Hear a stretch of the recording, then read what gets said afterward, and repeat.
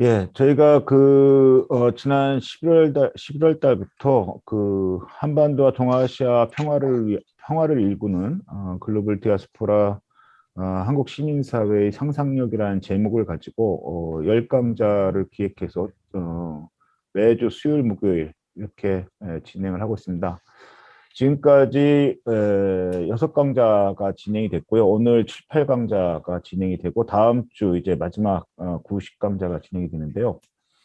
첫 강좌는 디아스포라 한인 사회의 상상력이라는 주제를 가지고 미국에서 활동하고 계신 김정대 선생님 모셔서 이야기를 들었고요. 또 고향 지역이 접경 지역이다 보니까 접경 지역 민의 상상력이라는 주제로 2강을 했었습니다. 그리고 3강과 4강은 좀 이렇게 한반도 동아시아 평화를 위한 철학적 상상력, 한국 시민사회 철학적 상상력이라는 주제를 가지고 했었고요. 그리고 어제 인문학적 상상력이라는 주제를 가지고 했습니다. 오늘은 사회적 경제와 청년의 상상력이라는 주제를 가지고 강의가 7, 8강자가 진행이 될 예정이고요. 다음 주에는 젠더 여성의 관점에서 여성의 상상력 그리고 또 아시아 지역 사회 속에서 보는 아시아의 상상력이라는 주제를 가지고 이렇게 총 10강을 진행을 하고 12월 16일 날 지난 6월 달에도 이런 주제를 가지고 포럼을 개최한 바가 있는데요. 6월 달 포럼의 결과와 그리고 지금 10강 동안 이렇게 주어진 주제들을 좀 총정리하는 포럼을 좀 준비하고 있습니다. 그래서 12월 16일 날 포럼을 통해서 6월 그리고 이번에 10강의 학교에서 나왔던 다양한 영역에서 나왔던 제안되었던 내용들을 모아서 내년에는 좀 더 구체적인 토론들과 실천 과제들을 좀 잡아갈 계획입니다. 저희들이 상상력이라는 제목을 정한 이유는 이런 평화의 담론이 이게 특정 전문가들이나 아니면 정부 중심의 이게 아젠다 세팅이 아니라 민중심의 민의 관점에서 다양하게 좀 이렇게 평화의 담론이 민이 스스로 만들고 이야기할 수 있는 그런 담론이 좀 됐으면 좋겠고 그 안에서 좀 이렇게 글로벌 시민사회 속에서의 다양한 청년들이 좀 결합하는 그리고 주도적으로 참여할 수 있는 방식을 좀 만들어봤으면 좋겠다라는 문제의식에서 좀 이렇게 좀 뭐라고 할까요? 지금 남북한을 둘러싸고 있는 미일러 중에 이렇게 국제 패권 질서 속에서의 평화에 대한 적극적 접근보다는 좀 거기에서 좀 이렇게 벗어나서 좀 다양한 영역에서 좀 평화의 담론을 좀 토론을 해봤으면 좋겠다라는 그런 관심에서 상상력이라는 제목을 좀 붙여봤습니다. 오늘은 원래 두 분 발표자를 모셨는데요. 두 분 다 사회적 기업을 경영을 하신다고 그래야 되나요? 운영을 하신다고 그래야 되나? 아니면 그들 표현대로 사회혁신가로서의 활동을 해야 된다고 표현을 해야 되나요? 여튼 그런 사회혁신가로 활동하고 있는 두 분을 모셨는데 한 분은 청그람이라는 예비 사회적 기업을 운영하고 계신 이영석 선생님을 모셨고요. 한 분은 공감만세 공정여행 사회적 기업을 운영하시는 공감만세 고도한 대표를 모셨는데요. 원래 고도한 대표도 시작 시간 같이 참여해서 같이 토론까지 같이 하기로 했었는데 급작스럽게 좀 다른 일정이 생겨가지고 8시경에 좀 참여하는 걸 좀 양해를 해달라는 말씀이 있었습니다. 그래서 8시경에 좀 참여를 하실 것 같고요. 그래서 우선 이영석 대표님은 제가 오늘 PPT를 보니까 본인 소개 꼭지가 있더라고요. 그래서 성함 석자만 안내를 드리는 걸로 하고 화려한 경력은 이영석 선생님이 직접 이렇게 해주시는 걸로 하겠습니다. 그러면 먼저 우리 이영석 선생님 발표를 듣겠습니다. 예, 예, 부탁드리겠습니다. 화면 공유 좀 하겠습니다. 어떻게 잘 보이시나요? 아, 네, 감사합니다. 예, 소개받은 이영석이라고 합니다. 반갑습니다. 저는 지금 충남 아산에 살고 있고요. 충남 아산에 온 지는 한 2년 정도 됐어요. 그래서 요즘 유행하는 말로 본캐, 부캐가 있거든요. 그래서 본캐는 아산에서 YMCA 일을 하고 있고요. 북해는 지금 소개받은 청그람이라는 예비사회적 기업. 그래서 청년들 사회혁신 교육하고 뭐 이런 아이템으로 지금 하고 있고요.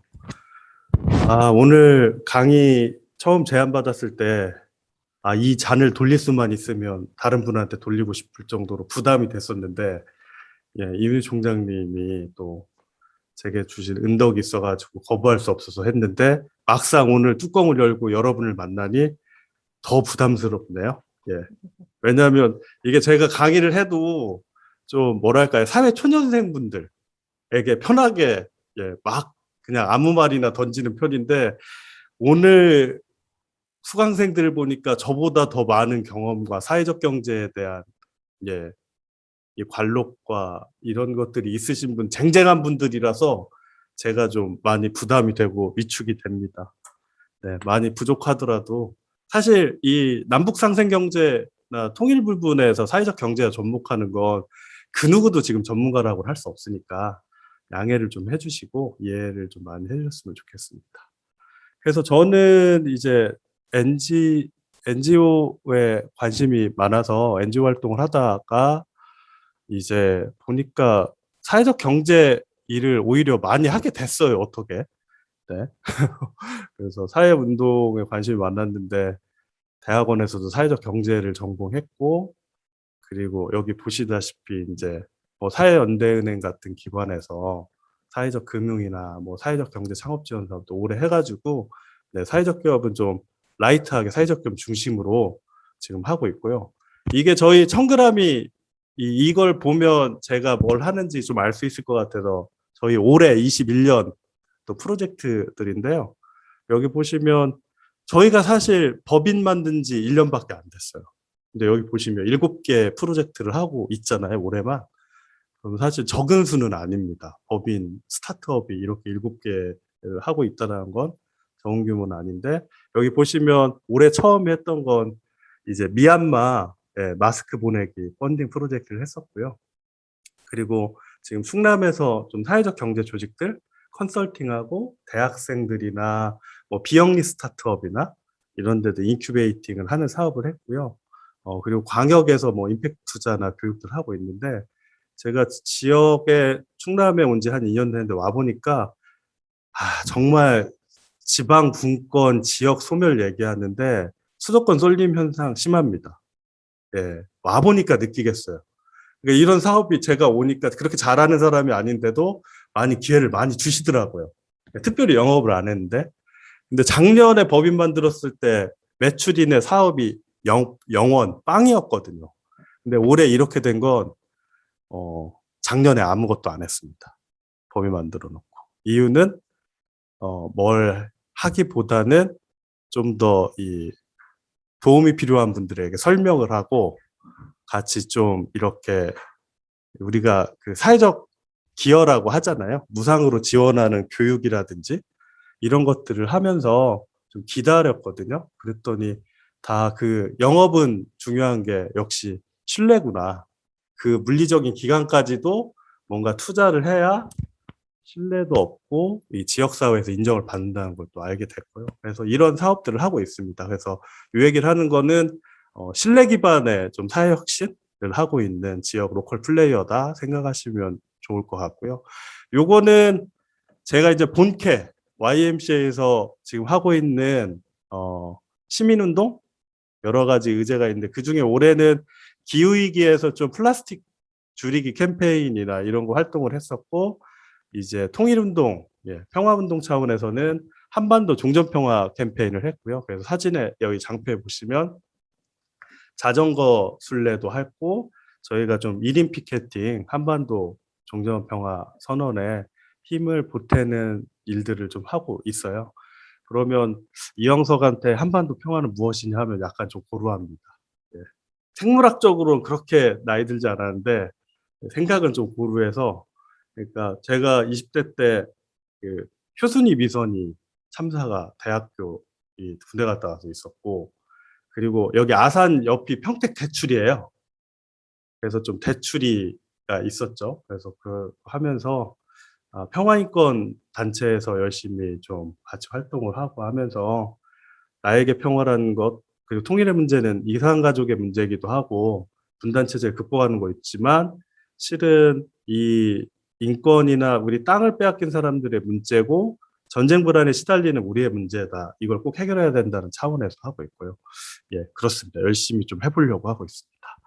오늘 그냥 순서는 제가 강의 처음 제안받았을 때 사회적 경제를 어떻게 좀 남북 상생경제 평화를 위해서 좀 연계할 수 있을 거냐 아이디어를 달라고 하셔서 좀 그런 주제로 할 거고요. 그래서 연계 필요성 간단히 하고 상상력, 뭐 아이디어 얘기로 간단하게 부족하지만 시사점을 좀 제안 드리려고 해요. 근데 제가 자료 수집을 해보니까 생각보다 제가 모르는 부분들이 상당히 많았어요. 그러니까 지금 통일 관련해 가지고 스타트업 공모 사업도 있고요.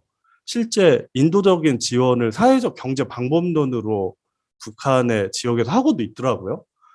그래서 사실 놀랍고 공부도 많이 했습니다. 그래서 그런 차원에서 여러분들하고 부족하지만 좀 제가 아는 부분과 토론 의제를 나누고 좀 했으면 좋겠습니다.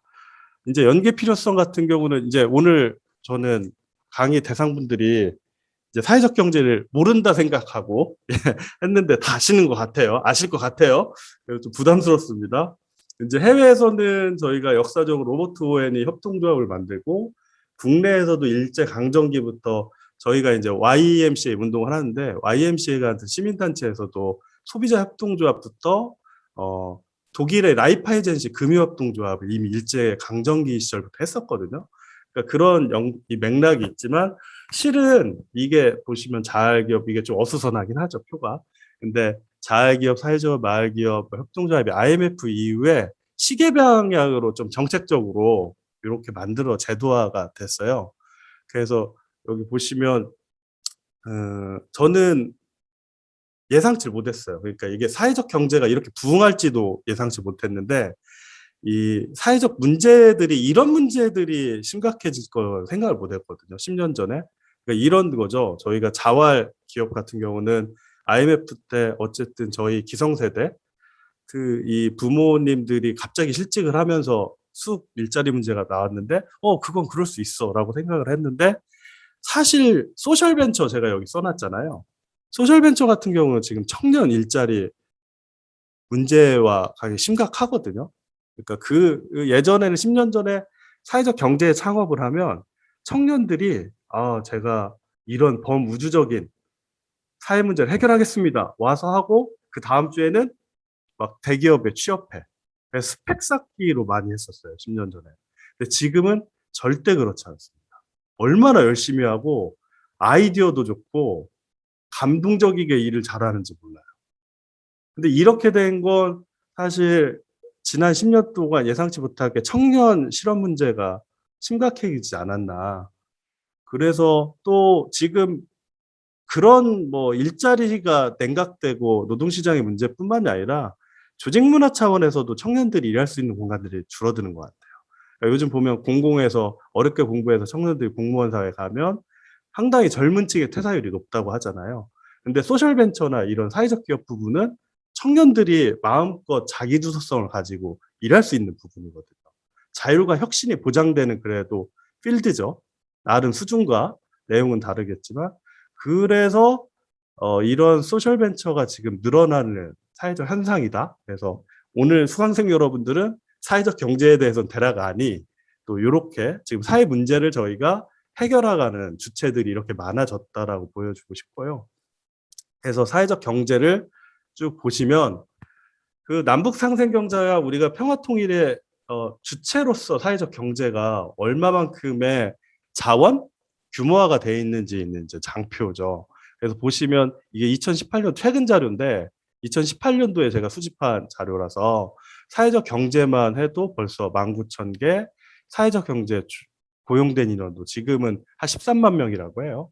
그리고 이때가 2018년 자료에서 정책금융 총액이 1,900억밖에 안 되는데 실은 임팩트 투자만 하더라도 지금 한 600억, 6천억 정도 된대요. 2년 동안 한 게. 그리고 공공구매도 한 1,000억 정도 되는 것 같고요. 그리고 그러면 우리 사회적 경제 기업들이 조직들이 만들어낸 임팩트에 보면 여기 장표에 보면 문화예술, 사회복지 이렇게 쭉 있지만 저는 제가 한 90개 정도의 스타트업, 소셜벤처나 사회적 기업 스타트업을 쭉 분석해서 놓고 보면 약간 예상 밖이에요. 그러니까 우리가 느끼기에는 제조업 IT가 많을 것 같잖아요. 실은 아직도 문화예술하고 교육이 많습니다. 이유는 그만큼 우리 사회가 기울어진 운동장, 그러니까 교육 부분에 사교육이나 이런 문제도 많고, 그리고 이게 사다리가 걷어차인 이 교육의 주체들이 어떻게 할 수가 없는 거고요. 문화예술 차원에서도 상당히 공급이 부족합니다. 그래서 지역의 문화예술, 특히 이제 지역으로 내려올수록 문화예술 생산자들이랑 교육과 같이 협업하고 하는 솔루션들이 더 많아야 되고요. 근데 지금 ESG가 되면서 환경이나 업사이클링, IT 기술 개발은 더 늘어나고 있는 추세가 사실인 것 같고요. 그리고 주목할 만한 건 장애인 솔루션이 저 정도 되잖아요. 중위 수준인 것 같은데 실제는 여전히 많습니다. 그리고 해외에서도 제품 얼건이나 다른 사회 혁신 이 업종을 보면 장애인 보조공합이나 장애인들, 시각장애인들의 어플이나 이런 부분에 대한 기술 개발이 상당히 커요. 이걸 최우선 과제로 보고 있어요. 그래서 해외에서도 그렇고 국내에서도 우리 사회적 약자나 이런 취약계층의 이런 복지적 측면에서 솔루션들이 많이 점유하고 있다.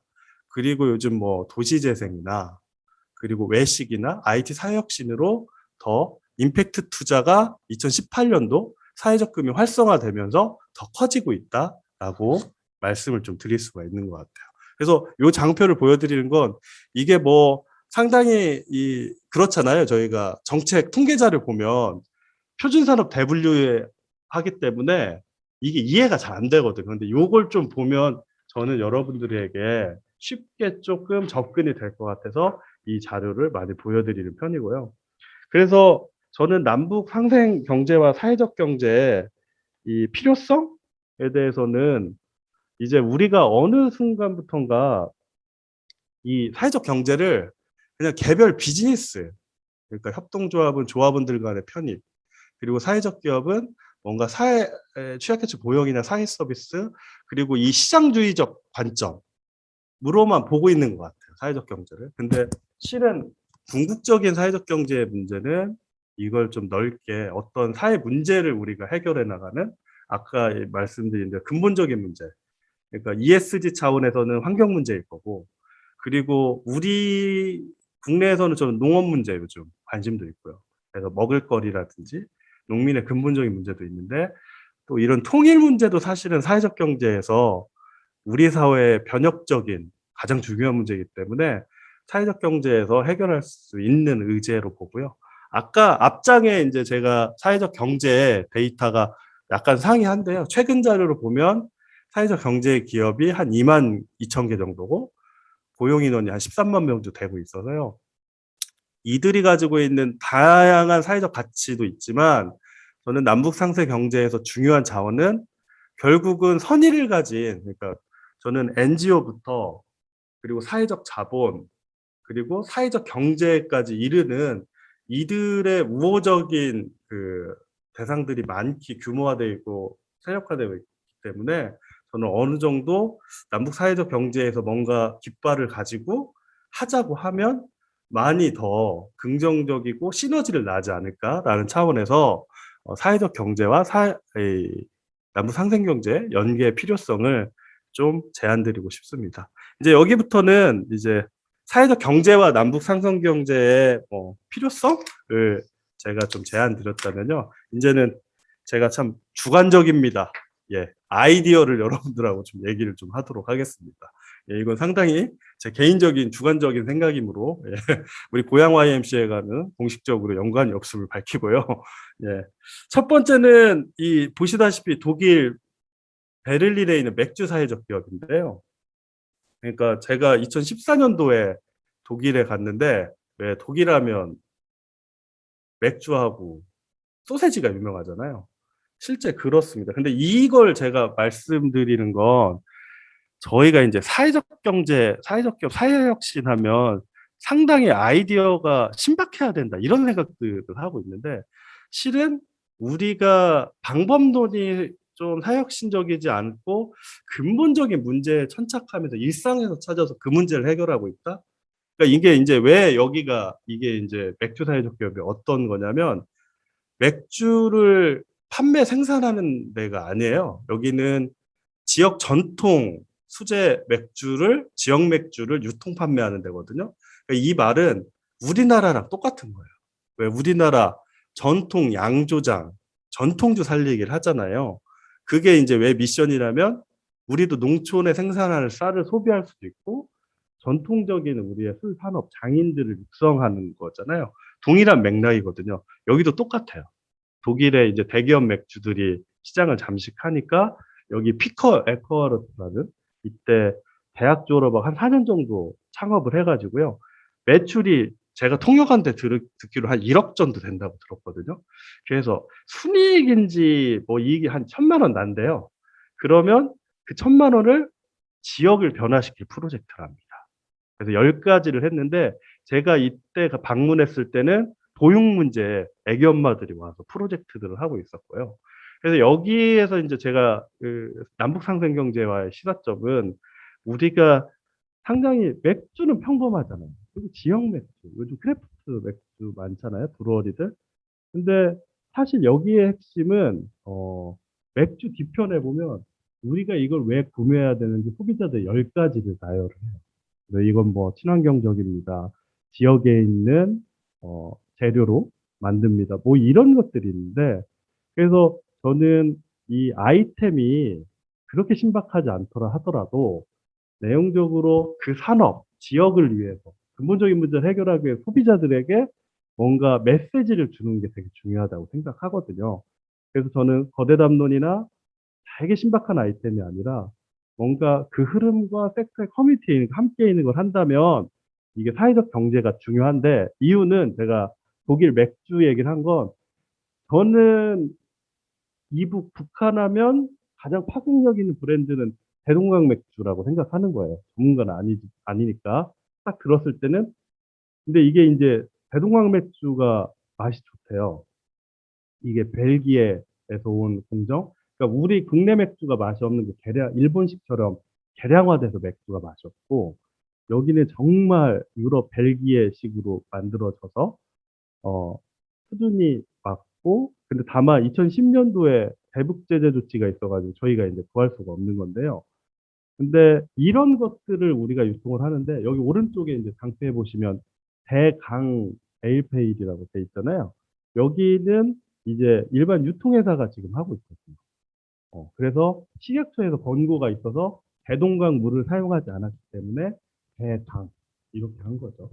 이렇게 쓸 수밖에 없는데 저는 대동강 맥주를 일반 유통회사가 아니라 사회적 경제조직에서 유통해서 그 발생한 이익이나 아까 얘기한 남북 상생 경제나 평화를 위한 프로젝트들을 쓴다든지 그리고 소비자들에게 이런 부분에 대해서 계속 메시지를 준다면 저는 더 효과적이라고 보고 있고요.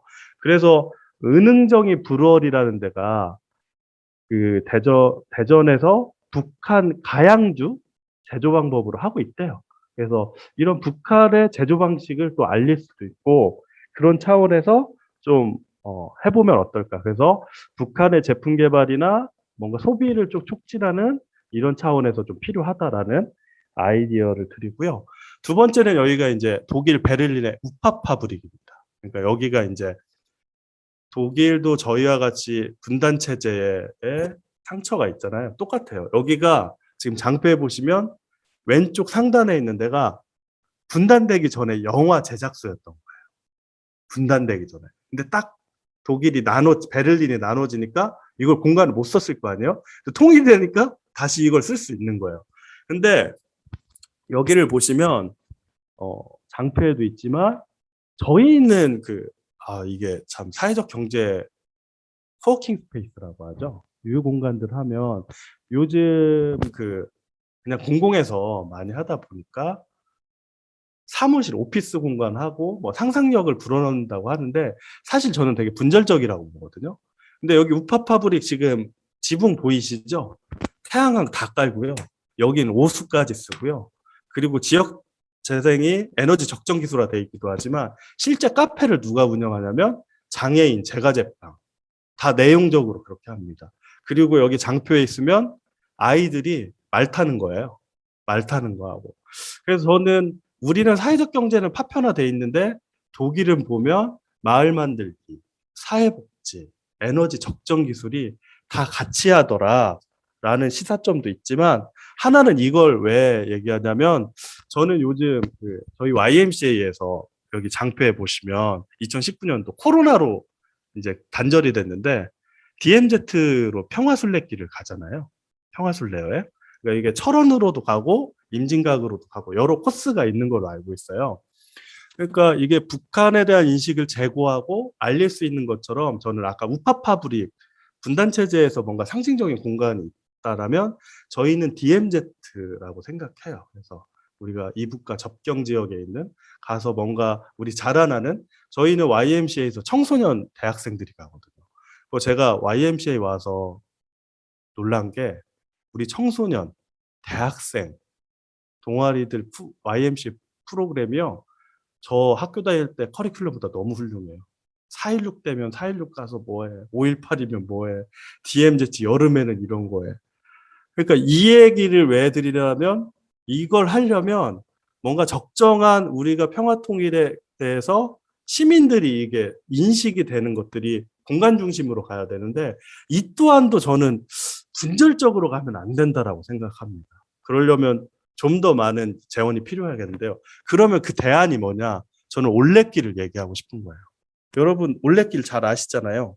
근데 이게 이 서명수 기사장님이 제주도 분인데 잘 아시겠지만 그 산티아고 순례길에서 영감을 받은 거거든요.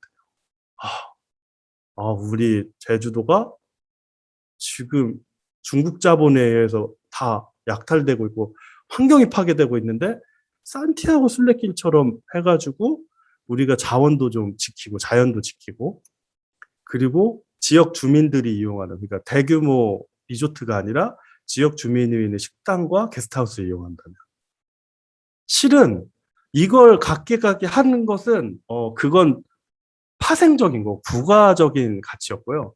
메인은 어쨌든 사람들이 걷기 시작하면서 여행을 소비되는 여행이 아니라 내가 생태적으로 생각할 수 있구나. 자연을 지킬 수 있구나라는 메시지를 지키면서 이게 탑다운이라 버텀업 방식으로 제주도 그리고 우리 사회 소비자들과 이용자들의 인식을 다 바꿔놨잖아요.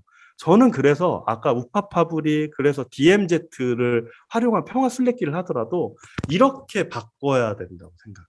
그래서 거기에 있는 지역 주민의 게스트하우스 그리고 통일에 대해서 관심할 수 있고 평화에 대한 아카데미가 하고 평화에 대한 식당이 있고 쭉 이게 되면서 계속 뭔가 사회적 경제하면 분절적인 것이 아니라 우리가 연결돼서 같이 생각할 수 있는 그런 생태적인 묘사는 좀 패키지화하고 브랜드화하는 게 그러려면 이제 역설적으로 사실은 많은 재원과 그리고 또 많은 공공의 힘이 필요할 거라고 생각하지만 아이러니하게 우리 제주 올레길은 한 분이 걷기 시작하면서 제주 생태관광이 함께하기 시작하면서 시작이었거든요. 그래서 저는 이 시작의 근본적인 것들이 어떤 개인이 시작을 하지만 큰 그림 그리고 생태와 DMZ와 우리의 어떤 좀 거창하게 영성이 함께 응축된 이 브랜딩이 돼야 된다라고 좀 제안을 드리고 싶습니다. 다음은 지금 사회적 기업이나 소셜벤처 협동조합들이 북한에 대한 인식을 제고하는 게 많더라고요. 저는 이거 보면서 살짝 놀랐습니다. 여기 보시면 제가 그 청년평화 경제 오픈 프로젝트 이게 뭐냐면 학생들이나 스타트업들이 이 북한 그러니까 남북 상생 경제에 관련한 아이디어를 이렇게 내는 거예요. 그래서 공부를 한 거거든요.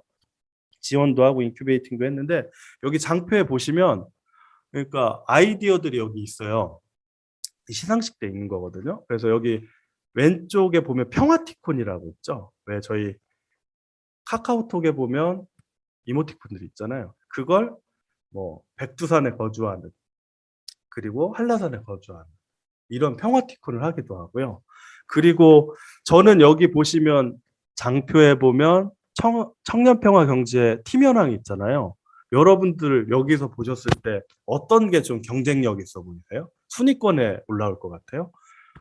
북한 음식 만드는 프로젝트도 있고요. 아까 북한식 가양주도 있고요. 심지어 메타버스 평행을 가서 메타버스 하는 형태도 나왔어요.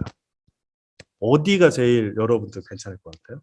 여기 보면 그 우리 농어인들 있잖아요. 농어인들의 수어를 개발해서 여행할 수 있는 프로젝트도 있어요. 저는 여기서 두 개를 봤거든요. 북한의 가양주, 그러니까 수제 그 전통 기법의 술, 전통주와 그리고 데프늘이라는 이 한국 수어, 이걸 그쪽 이북식 수어를 접목한 책을 개발하자. 이건데요. 대상을 아이러니하게 이 한국 수어를 그리고 이북식 수어를 같이 개발하는 게 대상을 먹었어요. 의외죠. 의외입니다.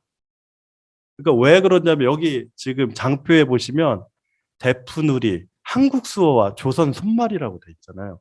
이분들은 북한에 이런 것들을 연구하고 개발한 거예요.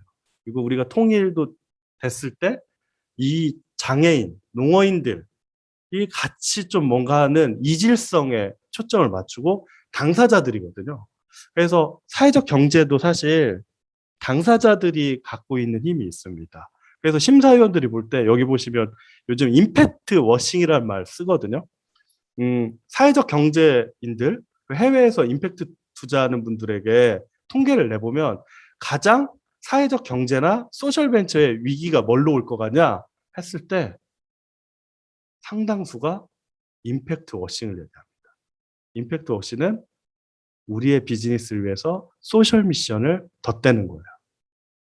우리는 소셜에 사실은 비즈니스 하는데. 근데 여기 보시면 심사위원들이 저는 다른 경쟁력 있는 IT 그리고 북한식 음식 개발하는 거 그리고 이모티콘 하는 거 괜찮았다고 보거든요. 근데 한국 수어와 조선 손말. 저는 당사자들이 조선 손말이라고 했잖아요. 이북을 연구하고 개발하고 조명했다는 데서 그 진정성을 인정했다고 생각해요. 그래서 저희가 남북 상생 경제를 하면서 제일 중요한 거 어쨌든 당사자성. 그러니까 이 당사자성이라는 게 사실 좀 모호하긴 해요.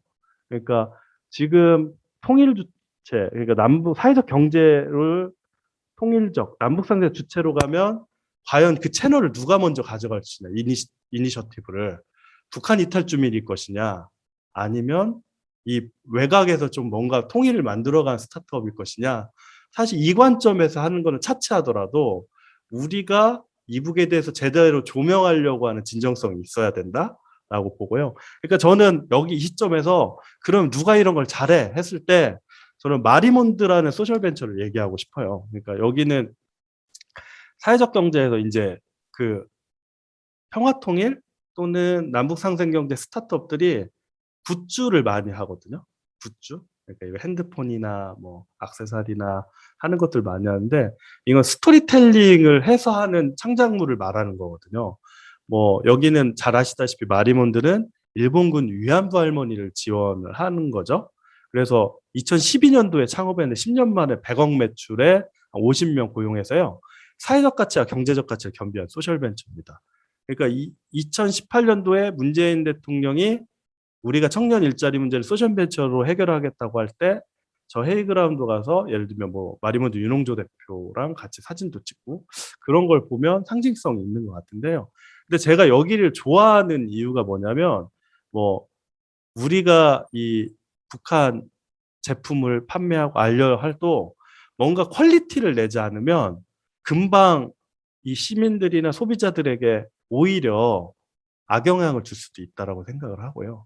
그래서 이런 걸 사실 극복해 내기 선두주자가 사회적 경제 제품도 퀄리티 있어라는 걸 만든 게 이 마리몬드였던 것 같아요. 제 기억에 2012년부터 인플루언서 마케팅을 했죠.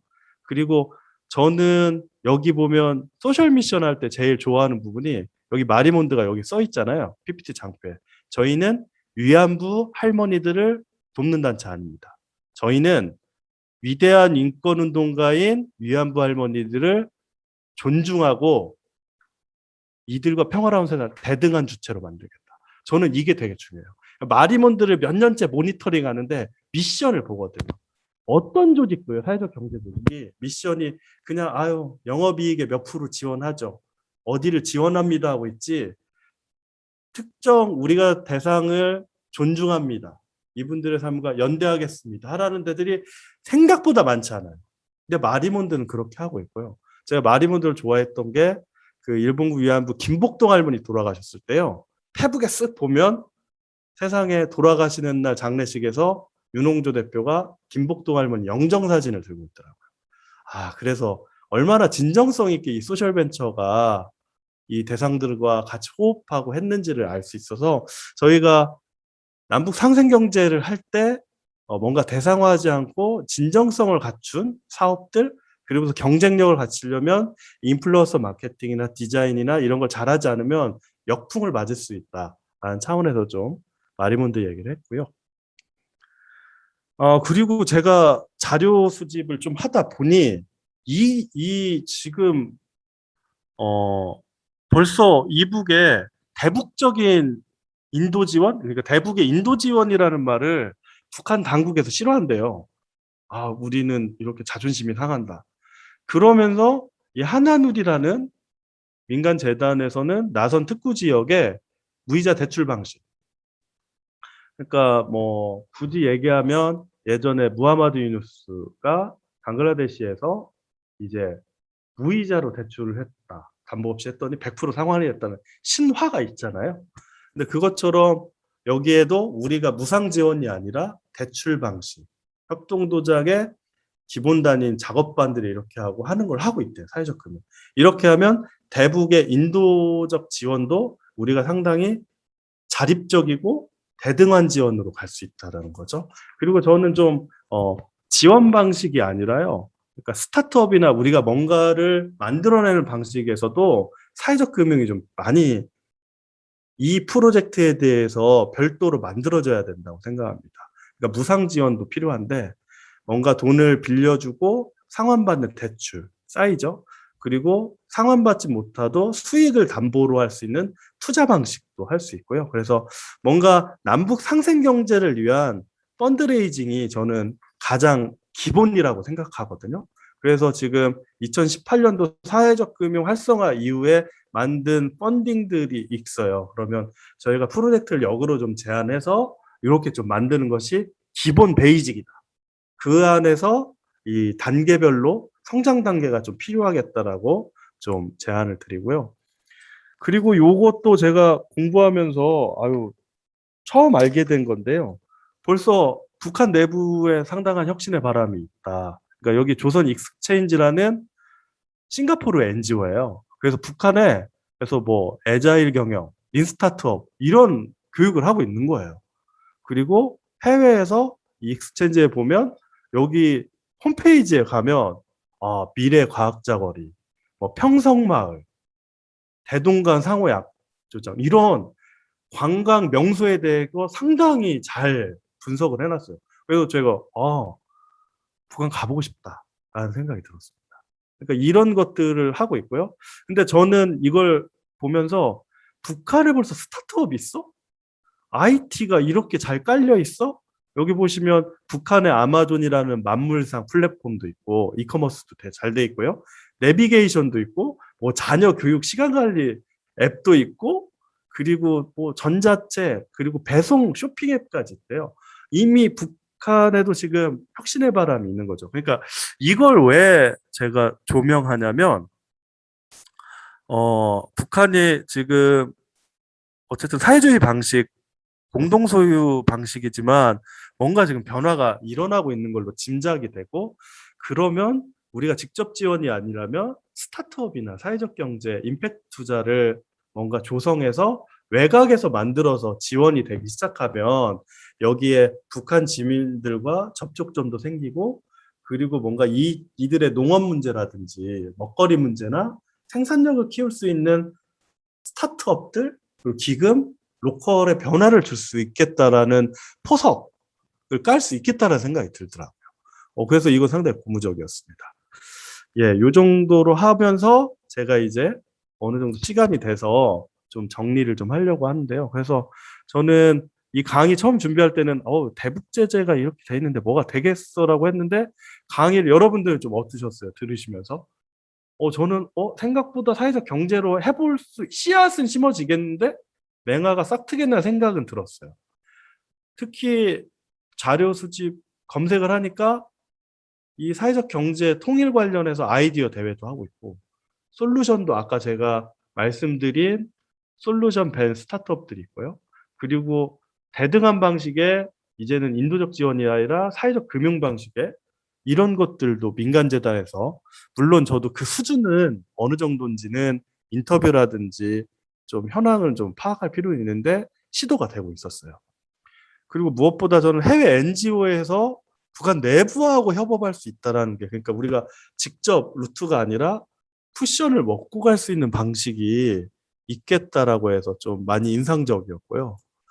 그리고 이제 과제나 제어는 이것도 참 제가 잘 모르는데 예, 이해 좀 부탁드리겠습니다. 어쨌든 요즘 최대 화두는 사회적 기업이나 소셜 벤처 쪽에서는 소셜 미션을 덧대는 임팩트 워싱이 있기 때문에 아마 남북 상세 경제로 해서 만들어도 그런 문제들이 생겨날 것 같아요. 그래서 이걸 어떻게 좀 진정성 있게 통일, 평화 감수성을 있는 사회혁신가들을 좀 만들어낼 거냐가 필요할 것 같고요. 그리고 북한을 알려내는 국제, 그리고 북한 소재 제품, 평화 통일에 대한 뭔가 아이템을 만들어내더라도 기술력하고 담보가 제대로 되지 않으면 나중에 분명히 문제가 생길 수 있다. 오히려 악영향이 있을 다 보고요. 그리고 남북 상생 경제는 이제 사회적 경제 의제에서 저희가 기후위기에서 환경 문제를 얘기하듯 뭔가 이제 통일 문제나 남북 상생 경제를 사회적 경제에서 제한하고 좀 한 트랙을 만들 필요가 있겠다라고 보고요. 근데 그러려면 중심은 투자, 융자, 기금이 있어야 돼요. 베이직하게 깔려야 되고 그러면서 좀 단계별로 만들어야 되면서 그리고 아까 나진에서 있는 또는 우리끼리의 뭔가 협업 가능한 클러스터나 이런 게 필요하고요. 그래서 이들이 어쨌든 저는 사회적 경제가 지난 10년 동안 성장할 수 있었던 건 실제 얼마나 규모화되었는가를 떠나서 사람들이 성장을 했잖아요. 그리고 지금 청년들이나 다양한 주체들이 성장했기 때문에 저는 남북 상생 경제를 위한 사회혁신가들이 좀 성장해야 된다고 생각을 합니다. 여기까지 제가 준비한 내용이고요. 부족한 강의를 또 들어주셔서 감사하고요. 궁금한 내용이나 토론 제안들이 있으면 해주시면 될 것 같습니다. 네, 이상입니다. 예, 감사합니다. 아마 이인경 선생님이나 이렇게 몇 분 이제 좀 그 보충, 보완 또는 뭐 이렇게 말씀을 좀 더 이렇게 첨언을 해주실 수 있는 주제인 것 같은데요. 혹시 우선 발제 내용에 대해서 질의가 있으면 먼저 좀 부탁드리겠습니다. 질의 내용에 대해서 먼저 말씀을 좀 주시고 또 뭐 이렇게 좀 보완 또 토론해가면서 또 이제 질의를 해주셔도 좋고요. 참여자 선생님들.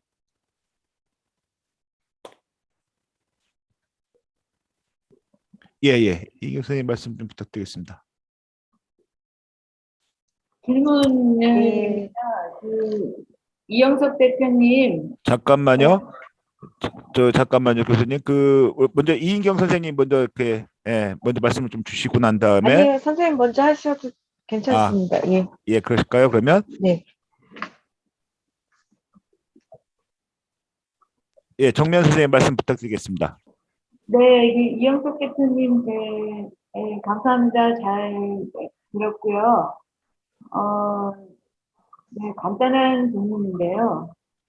그러면은 그 민간 투자를 유도하는 방식이나 실제로 임팩트 투자나 또 사회 연대은행 같은 것을 통해서 실질적으로 그러면은 개인으로 어떻게 그러면은 그 투자 방식이 가능한 건지 네, 기금이 운영하고 또 투자 유치하는 것이 이게 되게 중요할 텐데요. 실제 지금 작동하는 방식이 뭐가 있는지, 개인적인 그런 투자자들을 모집하는 방법, 그러니까, 기부가 아니라 그런 투자 형식을 유치하는, 그게 실제 현재 운영되고 있는 방식이 뭐며, 이런 걸 원하는 사람들은 어떻게 모집을 하고 있는 건지, 혹시 그거에 대해서 좀 설명 드릴 수 있을까요? 네, 답변 드리겠습니다. 먼저 우리 사회에서는 지금 임팩트 투자를 2018년도 이후에 도매금융이라고 해서 공급자들을 만드는 걸 했어요. 민간에서 한국사회가치연대 기금이라고 해서 도매금융의 소매금융을 키워내는 게 있고요.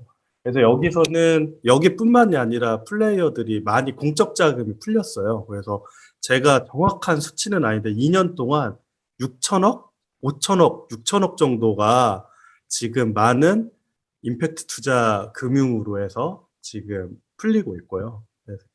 그리고 우리 교수님이 질문하신 그러면 개인은 어떻게 투자할 수 있냐? 그래서 개인 투자 조합. 그래서 이런 데들은 투자 기금을 정부에서 매칭을 어디서 받으려면 기본적으로 자부담에서 내가 투자자로 조합을 결성해서 만들거든요. 엑셀러레이터들이. 그럴 때 같이 투자를 하실 수 있습니다. 그리고 저희 아까 사회연대은행이나 뭐 신한조합 이런 등등의 기존의 플레이어들은 지금 투자 방식보다는 사회적 금융, 그래서 저리로 그래서 뭐 채권이나 이런 것들을 추심하기보단 신뢰적 방식에서 지원해주고 이걸 뭔가 이자라든지 이런 거 상환을 받아서 하는 그런 연대 금융들도 있고요. 이렇게 층위가 나눠집니다.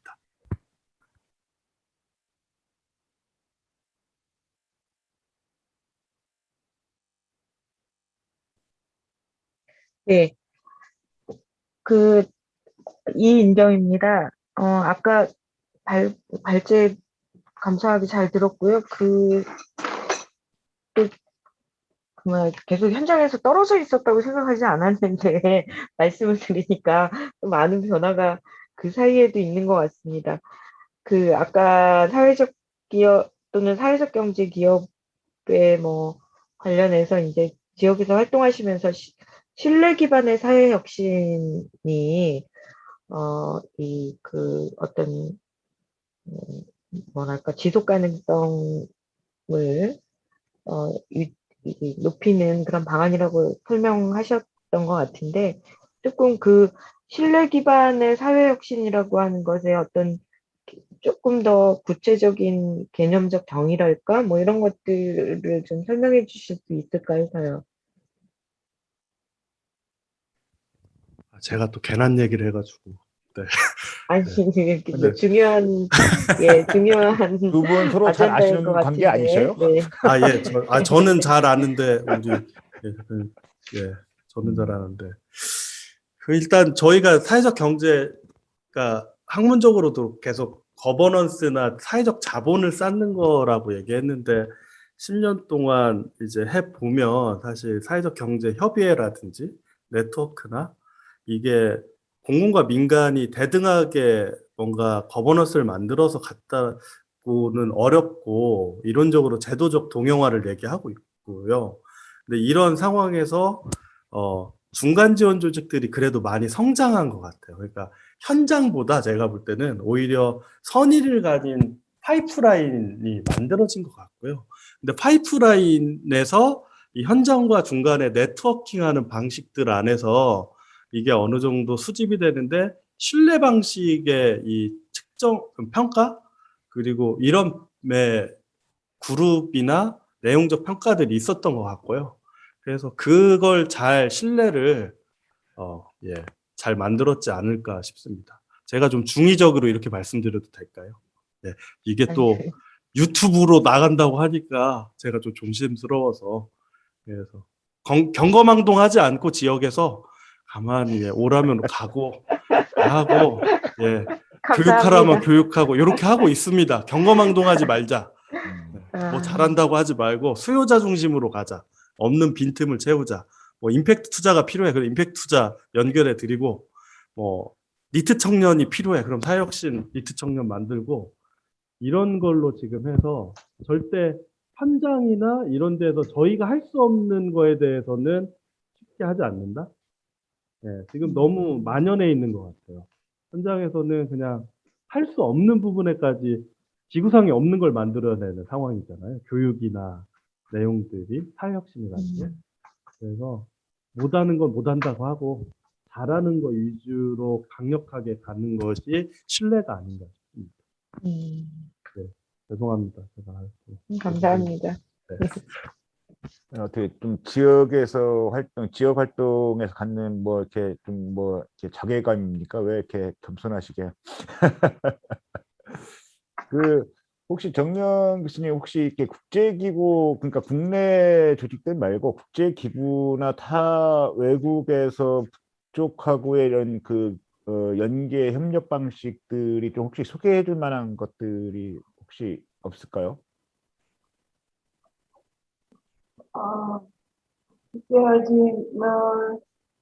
지금 이영석 대표님이 그 독일의 사례들을 그렇게 말씀해 주시는 걸 들으면서 여전히 통일에 먼저 물론 통일 방식에 많이 문제가 있기는 했지만 그래도 독일이 하는 거를 우리가 참고하는 게 역시 많은 그런 실질적인 도움이 된다는 걸 저는 느꼈고요. 그다음에 이제 제가 아까 투자 방식 질문 드렸던 이유가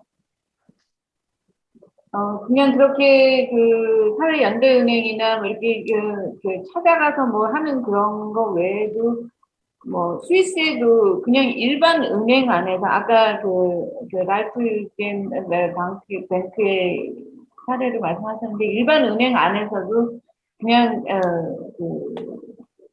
투자 상품들이 있거든요. 그만큼 이제 보편화되어 있기 때문에 일반인들이 자기가 금융 상품을 그냥 선택적으로 해서 그쪽으로 몰아주는 그게 있는데 전 지금 그거 고민하면서 지금 들고 있었어요. 그래서 어떻게 하면 좀 더 투자자를 좀 더 보편적으로 더 많이 끌어들일 수 있냐 이 방식이 저는 중요할 것 같거든요.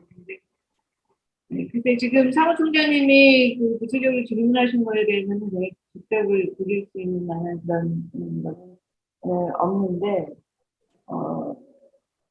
그게 좀 그쪽으로 고민이 많이 되고 있습니다. 예, 혹시 또 다른 분들 혹시 질문 있으시면 좀 질문이나 토론 좀 부탁드리겠습니다.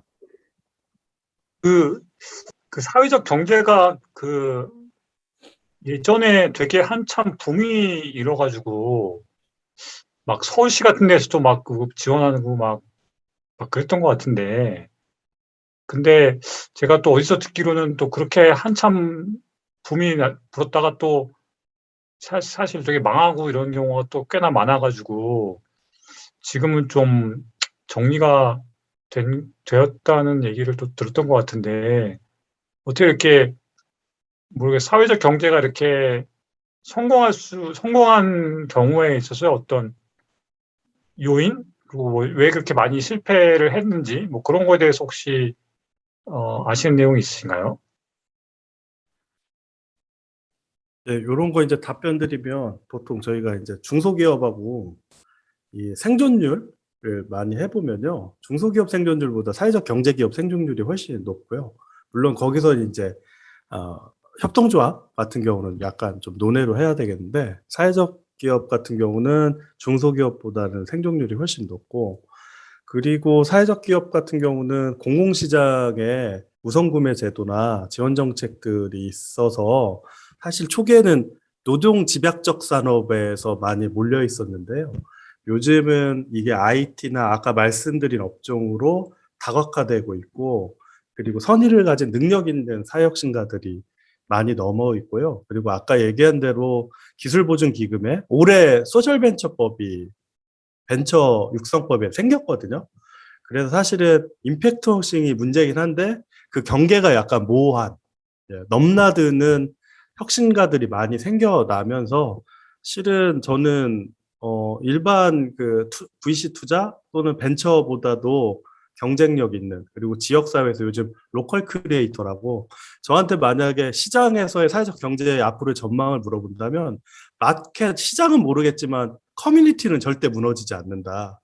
요즘은 로컬 크리에이터라든지 도시재생에서 하는 플레이어들이나 지역을 중심으로 해서 또 키워가는 상당한 사회적 경제 기업들이 많아졌어요. 그렇기 때문에 이들이 없으면 저는 예를 들면 삼성이나 현대 대기업의 연간 R&D가 7조가 들어갑니다. 7조에서 10조가. 근데 사회적 경제에 얼마나 예산 지원되는지 아세요? 협소합니다. 상당히 작습니다. 하지만 이 적은 예산으로 다른 데들은 R&D 과제에서 뻥 뛰면 먹튀가 되지만 사회적 경제는 그 안에서 다양한 클라이언트나 지역사회 사회적 가치를 창출하고 있거든요. 그래서 그런 차원에서 저는 사회적 가치 그리고 사회적 경제 기업이 갖는 경쟁력 그리고 사회적 관계 안에 네트워크가 있기 때문에 이분들을 쉽게 먹튀할 수도 없어요. 생각보다. 먹튀라든지 자기 개인주의적 비즈니스로 나가는 것조차도 쉽지는 않아요. 제가 볼 때. 예, 그렇기 때문에 약간 제가 지금 말씀하신 거에 데이터로서 통계로서 입증은 안 되지만 제가 맥락적으로는 좀 답변이 되지 않을까 싶습니다. 예, 감사합니다. 지금 이영석 대표님 말씀은, 이영석 대표님의 그 아사는 충남 지역을 기반으로 하는 청구라면은 절대 안 망한다. 이런 그 의미를 내포하고 있는 것 같습니다. 제가 이영석 선생님한테도 그렇고, 이인경 선생님한테도 좀 여쭤보고 싶은 건데, 제가 사실은 이 주제를 이제 6월 달에 포럼을 이제 남북 상생경제라는 제목으로 처음 시작을 하면서 가졌던 고민의 한 축인데 그걸 좀 여쭤보고 싶어서 그 말씀을 좀 드려보면, 이제 상생이라는 표현을 쓰니까 이제 상생경제 이런 표현을 쓰니까 이제 어떤 분이 그러시더라고요. 정모 교수님이 대기업이 중소기업을 지원해주고 같이 살자라고 했을 때 이제 상생경제라는 표현을 썼다고 하면서 상생이라는 표현을 써야 되냐 뭐 이런 얘기를 하시더라고요. 근데 저는 한 세 가지 측면에서 좀 이렇게 상생경제라는 표현을 썼는데요. 하나는 뭐냐면, 아까 이영석 선생님도 말씀하셨지만, 이제 인도적 지원 개념은 상호 간에 이제 폐기된 개념이다라는 생각을 갖고 있고요. 그렇다 한다면, 이제 북과 남이 주체 대 주체로, 누가 누구를 지원해주고 뭐 이렇게 뭐 이런 관점이 아니라, 북과 남을 동시에 해석하면서 주체된 1대1로 이렇게 협력 관계를 만들어갈 수 있는 방식이 하나 필요하다. 그런 컨셉이 필요하다라는 생각이 하나 있었고요. 또 하나는 여하튼 간에 이제 구한말 이후에 이제 100여 년의 역사를 통해서 남과 북이 갖고 있는 이게 경제나 시장에 대한 이해의 차이, 조직 문화의 차이, 이러한 것들을 일정하게 극복하면서 공동의 정신적 철학적 기반을 만들어 가야 될 이 필요가 있다. 향후에. 그러려면은 한국 정신사 속에서 갖는 우리의 공동의 경제 관념, 시장에 대한 이해 관념을 만들 필요가 있는데, 저는 그런 부분이 또 좀 이렇게 상생이라는 표현이 좀 적절하지 않을까라는 생각이 하나 있었고요. 또 하나는 이제 사실은 이제 사회적 경제 영역에서 활동하시는 분들한테는 외람된 말씀이지만 잘 모르는 수준에서 이제 생각을 해보면, 이게 사회적 경제 영역이 어떤 사회 혁신 또는 이런 부분에 대한 관심보다는 아까 이영수 선생님의 말씀 뭐 일부분일 수도 있긴 하겠지만, 좀 이렇게 시장의 어떤 보조적 수단 또는 관내 어떤 주변화된 보조 수단으로 이렇게 좀 이렇게 좀 뭐라고 해야 되나, 그런 부분이 좀 더 이렇게 눈에 좀 많이 보이는, 그래서 이게 사회적 경제라는 개념이 갖고 있는 이 본질적 내용을 좀 잘 살리지 못하고 있는 거 아니냐, 한국의 사회적 경제 운동이. 이런 측면에 좀 이렇게 반발감이 좀 솔직히 말씀드리면 그런 세 가지 측면에서 이제 상생경제라는 좀 표현을 써봤었는데요. 그러면 결국은 이제 북쪽이 이제 민간 진영에서 이제 민간 평화운동 진영에서 이제 남북교류 또는 이제 북과의 남북교류에 대해서 이제 주장을 하면서 이제 목소리를 키우는데, 사실은 북이 열리면 지금 이미 뭐 기업이나 뭐 언론사들 포함해서 뭐 이미 기업들은 이제 북에 이미 들어가 있거나 또는 다 준비가 되어 있는 상황에서 열리면 북의 공간이라는 지역적 공간이라는 게 결국은 그런 그 거대 대자본 또는 독점자본 또는 미국 뭐 한국뿐만 아니라 미국을 포함해서 이런 그 멤버들의 시장으로 개발 시장으로 전락 될 수밖에 없는 거 아니냐. 그렇단다면 물론 그거에 대해서 적절하게 통제해 나가고 조율해 나가고 하려고 하는 북의 나름대로 시나리오를 갖고 있겠지만, 여하튼 간에 남북이 열리면 북이 열리면 이게 거대 독점 자본의 놀이터가 될 가능성이 많은데, 그러면 민이 준비하고 있는 그게 뭐냐, 이게 소위 민간 운동 영역에서 준비하고 있는 게 뭐냐에 대한 문제인 거죠. 그러면 결국은 이제 이런 상생경제라는 개념 속에서 이게 저는 상생경제라는 개념 속에 청년들이 좀 주동이 돼서 북과 남과 한인들, 뭐 러시아 뭐 고려인들이 됐든 뭐 조선족이 됐든 아니면 다른 제외 한인들, 이런 청년들의 네트워크를 통해서 남북이 열렸을 때, 북이 열렸을 때, 그러니까 이게 뭐 통일이 된다 이런 게 아니고요. 뭐 하여튼 이제 교류가 일정 정도 형성이 됐을 때,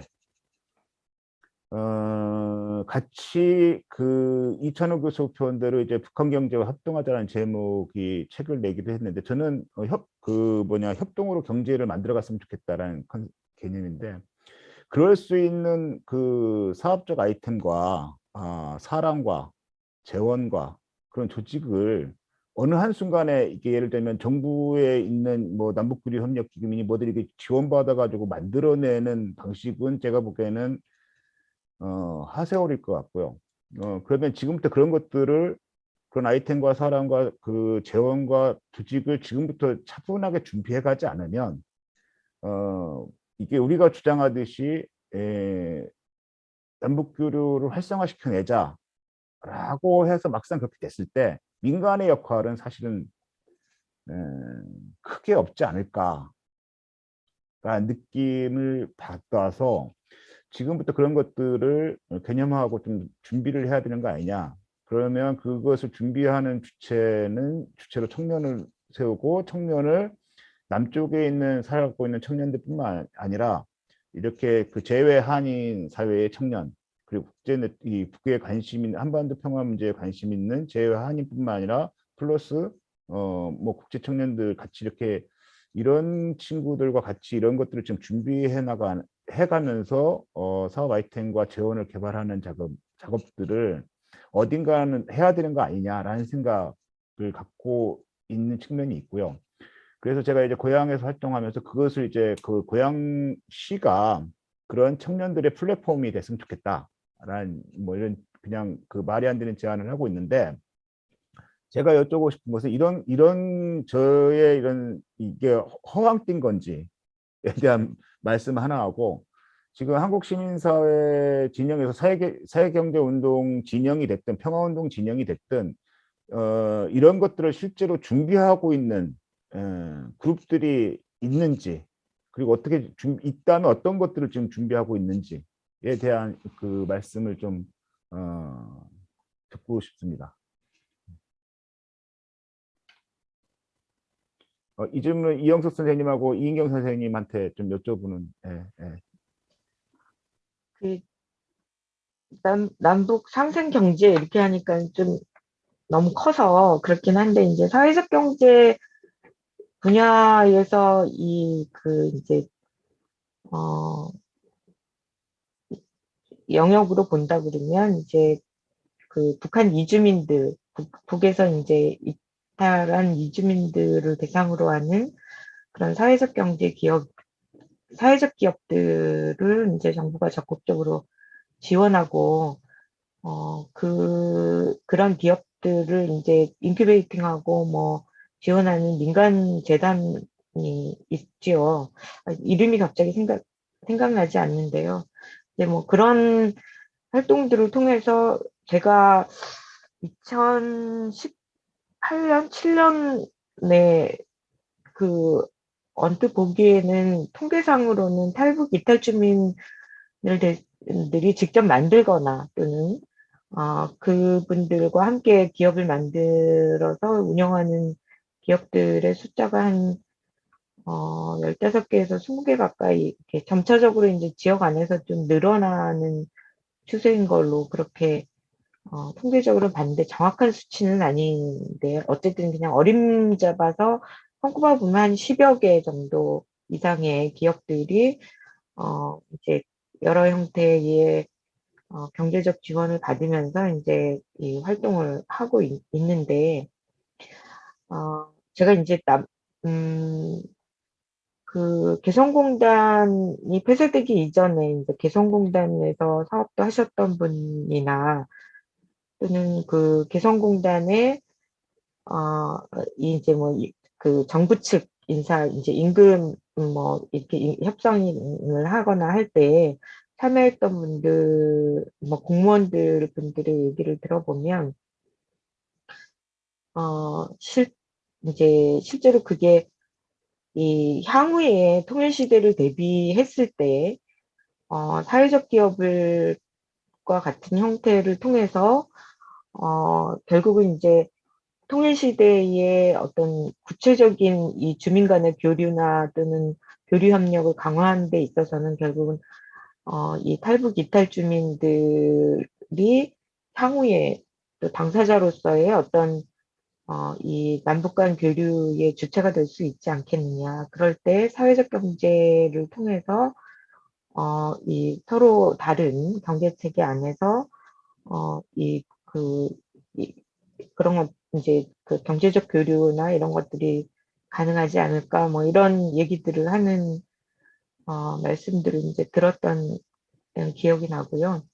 근데 이제 사회적 기업 또는 사회적 경제를 통해서 남과 북이 어떻게 교류할 수 있을 것이냐라고 하는 부분에 있어서는 아까 뭐 발제해 주신 대표님 말씀대로 아주 구체적인 그 이야기와 이야기의 만남이 가능하고 또 그런 것들을 연계하는 것이 사회적 경제라고 하는 어,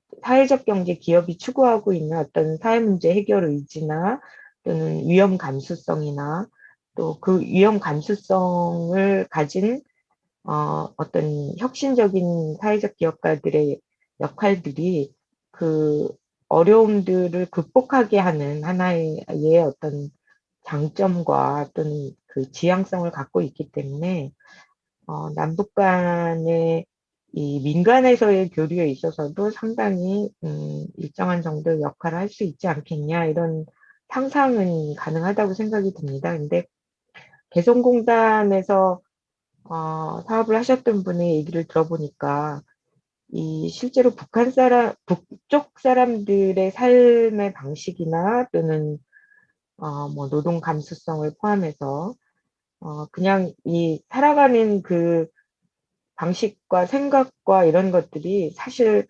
우리하고 너무 많은 차이가 있다고 해요.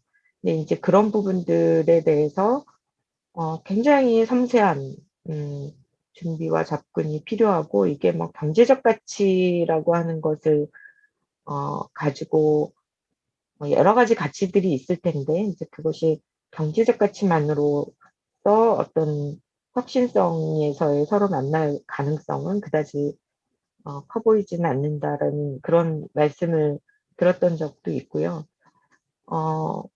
그냥 이거는 그냥 도움이 되는 얘기인지 모르겠지만 제가 좀 정보가 지금 옛날 정보밖에 없어서 그런데 우선은 어, 개성공단 폐쇄 이전에 뭐 역대 이제 정부에서 남과 북이 교류했던 그 민간 교류의 경험들을 사회적 경제도 좀 깊이 들여다볼 필요가 있겠다라는 생각이 들고요.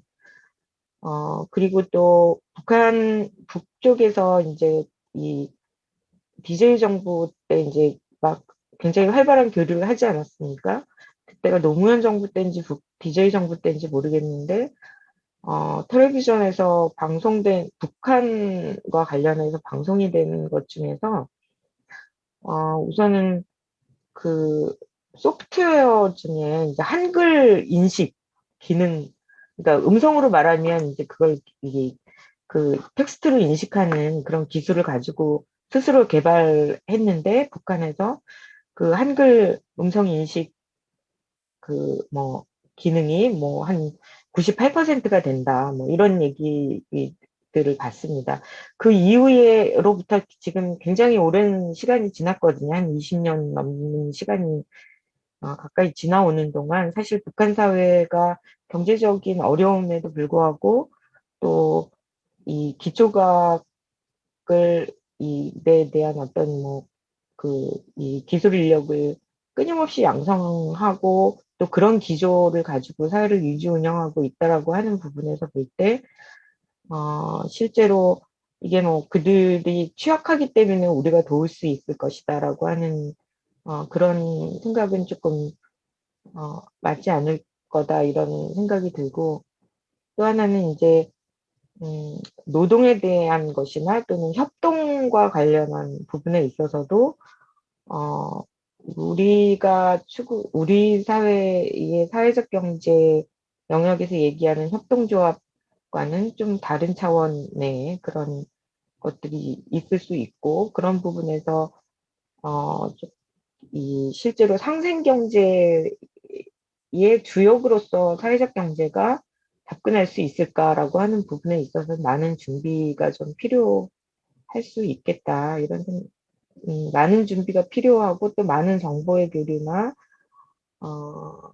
또 독일의 경험에 비춰보면 남과 북의 주민들 간의 어떤 이질성이라고 하는 것들이 그 정치 영역에서까지 영향을 미치면서 나타날 수 있기 때문에 그런 부분에서 실제로 이 서로 이 교류할 수 있도록 그러니까 민간에서의 교류 협력이라고 하는 것을 주도적으로 좀 더 효과적으로 해낼 수 있는 그런 준비가 필요할 수도 있겠다 이런 생각이 좀 들었습니다. 그 부분에 있어서 NGO나 또는 사회적 기업들이 추구하고 운영하는 그런 어떤 또는 추구하는 가치라고 하는 부분에서 좀 접근 가능성을 높여 나가기 위한 그런 노력도 좀 필요할 수 있지 않을까 이런 생각이 들었고요. 이해가 충분하게 상호 간에 이해가 얼마만큼 충분하게 가능할까 그리고 삶의 어떤 근저를 함께 나눌 수 있는 그런 새로운 접근법 이런 것들이 좀 필요할 수도 있겠다. 이게 비즈니스는 제가 보기에는 이를테면 음, 그, 글쎄요 이렇게 그 비즈니스의 성공 가능성보다는 그야말로 이렇게 뭐 삶의 연계 뭐 이런 것들의 차원에서 사회적 경제가 문제 해결에 를 해나가는 한 집단으로서 관심을 가질 필요가 있을 수도 있겠다라는 생각이 들고 또 하나는 뭐 지금 이제 그 사회적 기업 중에 연해주에 콩 이렇게 재배해가지고 그런 경험들이 있지 않습니까? 실제로 그런 점에서 본다면 그냥 그런 어떤 그런 경험들, 이게 그곳에 토착해서 그 사람들, 그곳에 살아가는 사람들을 주체로 해서 서로 상생할 수 있는 방안 이런 것들이 사실 더 중요하지 않을까 이런 생각이 좀 들었습니다. 예, 감사합니다. 우리 고다원 선생이 들어왔는데요. 아마 또 고다원 선생도 이제 이런 북과의 그 협력에 대한 관심들이 많기 때문에 또 이런 제안들 또 몇 가지가 있을 수 있을 것 같은데요. 일단 이영석 선생님 제 질문에 대한 답변 겸 마무리 일단 이 섹션과 관련해서 좀 마무리하고 듣고 마무리 말씀을 듣고 고다원 선생님 발표를 좀 듣고 또 이렇게 전체적으로 좀 종합 토론하는 방식으로 했으면 좋겠습니다. 예, 이영석 선생님 말씀 부탁드리겠습니다. 저는 이제 사회적 경제가 남북 관계 개선이나 통일, 평화 통일에 있어서 어느 정도 역할과 수준을 할지는 사실 장담을 못 하겠고요. 근데 이제 다만 우리가 이제 사회적 경제가 NGO에서 사회운동 영역에서 평화통일 운동을 하는 것과는 다른 결이다의 필수 불가결한 역할을 확실히 하고 있다고 보여져요. 이유는 NGO에서 우리가 평화통일 캠페인을 하고 지속적으로 협업을 하더라도 실질적인 경제적 협력과 솔루션까지는 민간에서 만들어내지 못하고 있는 것 같고요. 그리고 현재 이 사회적 경제 영역에서 종교단체 베이스의 민간재단 법인들이 지금 여러 가지로 형태로 사실 많이 그 임팩트 투자나 지원이나 하고 있는 것을 자료수집을 알게 됐는데요. 근데 저는 사회적 경제에서 제일 중요한 건 당사자성, 그러니까 장애인 솔루션을 하면 장애인 차별 철폐 운동에 가서 캠페인 해야 되고, 농업 문제에서 생명농업을 하면 쌀투쟁 개방에 같이 해야 되는 거고, 그래서 저는 통일 문제, 남북 상생 경제를 만들 때 우리의 거기에 대한 진정성이 있는 것에 중간지대 역할을 하는 건 아직도 사회적 경제에 우호적인 사회혁신가들이라고 봐요. 그래서 그러니까 이런 거죠. 예를 들면 우리가 이제 제가 아까 사회적 경제를 미시적으로 보지 말고 거시적으로 봐야 되고 지역사회 생태계를 봐야 될 말씀을 드렸지만, 실제 우리 관념 아래 보면 국가와 시장이 있기 때문에 사회적 경제가 미약하게 보이는데, 실은 뚜껑을 열어보면 영리와 비영리 안에 사회적 협동조합이라든지 사회적 경제 조직이 있어서 마을 만들기도 하고 지역순환 경제도 하고 도시재생도 하고 별별 걸 다 할 수 있는 이 법인격과 모델이 생겨난 건 결국은 사회적 경제예요. 그렇기 때문에 우리는 평화통일이나 남북상생 경제에서도 궁극적으로 영리와 비영리, 국가와 시장과 기업의 CSR을 같이 자원동원을 할 수 있는, 말 그대로 하이브리드 할 수 있는 건 전 사회적 경제이기 때문에 이 절대적 어떻게 측정할 수 없는 내용적 차원에서 적어도 NGO 관점에서 보면 이건 시대적 변화의 큰 물결이라고 말씀드리면서 마치도록 하겠습니다. 이상입니다. 예, 감사합니다. 이영수 선생님 발제와 토론 감사드리고요. 이따 종합 토론할 때 이런 것들 제가 질문드렸던 부분들을 준비하고 있는 그룹들이 있으면 좀 소개 말씀을 좀 보충해서 해주시면 감사하겠습니다.